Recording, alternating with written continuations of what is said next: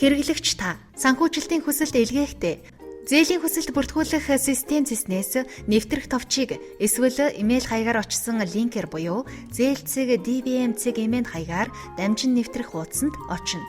Имэйлээр ирсэн нэвтрэх нэр болон нууц үгээр системд нэвтрэнэ. Нэвтэрч ороход зүүн талын баганд хүсэлт гаргах, зээлийн хүсэлтүүд гэсэн хоёр цэс байна. Санхүүжилтийн хүсэлт илгээхдээ хүсэлт гаргах цэсний үндсэн, төсөл, төслийн үргэлжлэл гэсэн 3-5-нд байх шалгуур асуултуудад хариулж санхүүжилтийн хүсэлтээ илгээнэ. Эдгээр шалгуур асуултууд нь таны хэрэгжүүлэх гэж байгаа төслийн тухай мэдээлэл болон уг төсөл нь тус банкны хууль, дүрм журам, бодлого зорилгод хэр нийцэж байгааг тодорхойлох зорилготой. Иймд та тус асуултуудад хариулахдаа ойлгомжтой, хоёртмол утгагүй, үнэн зөв хариулах хэрэгтэй. Үндсэн хэсэг.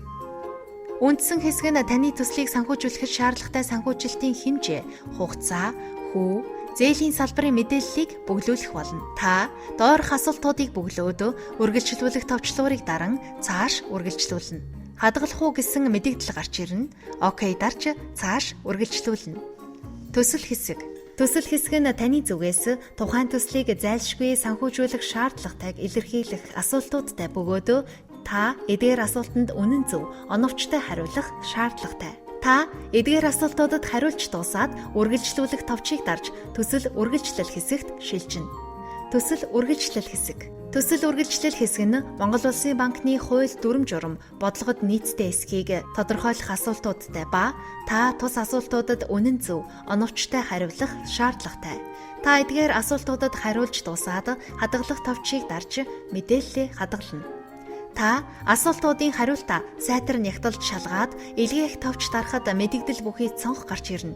Мэдэгдэлтэй уншиж танилцаад зөвшөөрч байвал зөвшөөрч байна гэсэн нүдийг чагтлан илгээх товчлуурыг дарж хүсэлтээ илгээнэ. Хэрэв мэдэгдэл цонхны оронд дараах анхааруулах цонх гарч ирвэл таны хариултууд Монгол Улсын хөгжлийн банкны хууль, дүрм журам, бодлогод нийцэхгүй байна гэж үзэн систем автоматар татгалзах болно. Таны хариулсан хариултуудаас аль нь Монгол Улсын хөгжлийн банкны хууль, дүрм журам, бодлогод нийцэхгүй байгааг мэдэгдэлд сануулж байгаа тул та буцах товчийг даран хүсэлт рүүгээ шилжин засварлах боломжтой.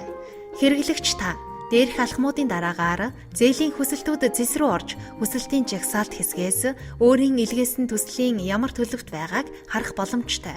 Үүнд шин, татгалзсан, илгээсэн гэсэн 3 төлөв байх бөгөөд шин төлөвт байгаа бол та хүсэлтэд хадгалах товчийг дараад цааш илгээгээгүй байгааг илтгэнэ.